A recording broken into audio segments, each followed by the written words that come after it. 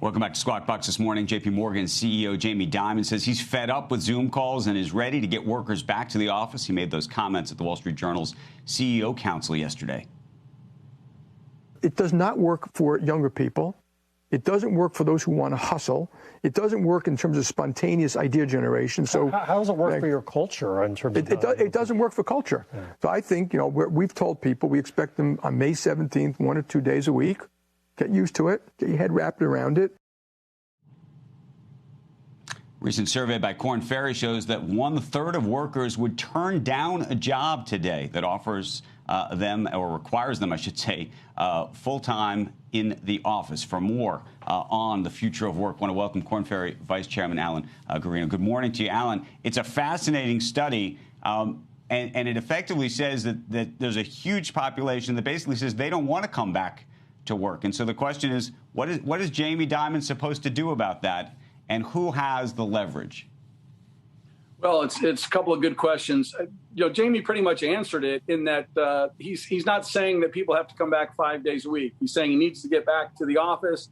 They better get their head around a couple of days a week.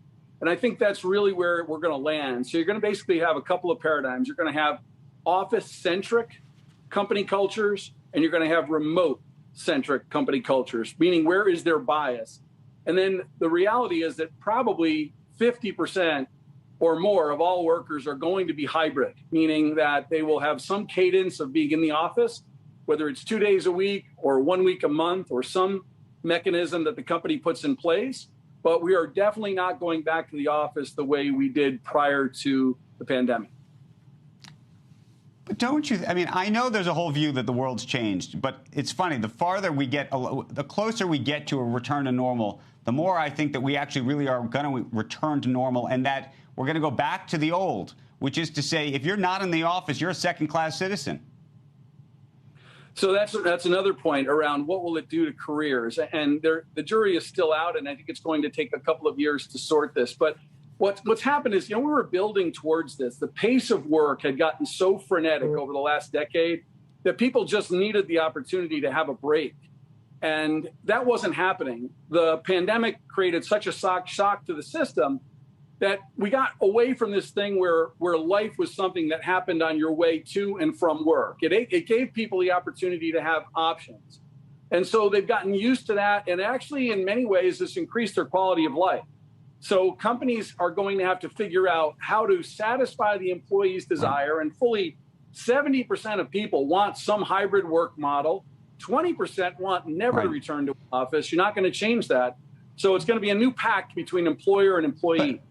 But Alan, I know this is what we say. I know this is what the worker and the public, and by the way, including myself, say we want. But I also recognize that the second, one of my competitors is flying across the country to get the interview or get the meeting or get whatever it is, to kiss the ring or do whatever they're going to do, I have to get on that plane first. There's not really an option. All of the edge case, on the fence things that we used to do that we really didn't want to do, but we thought we sort of had to do for whatever reason. I don't think you're going to be able to tell somebody, you know what, I may get killed online for saying this.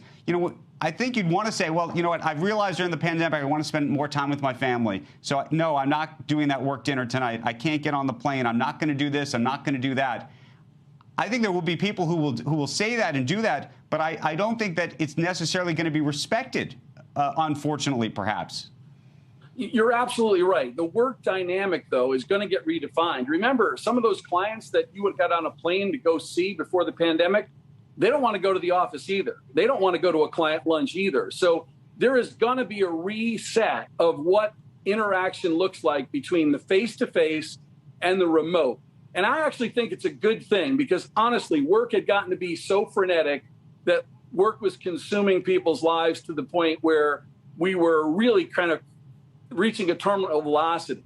So now giving people this permission to not have to fight for flex time, but actually make flex time part of the culture is going to be great because you're going to have people at work a lot, but you're also going to have people who have the flexibility to be remote a lot. And I think that combination is going to be better than the old paradigm. Shepard Smith here. Thanks for watching CNBC on YouTube.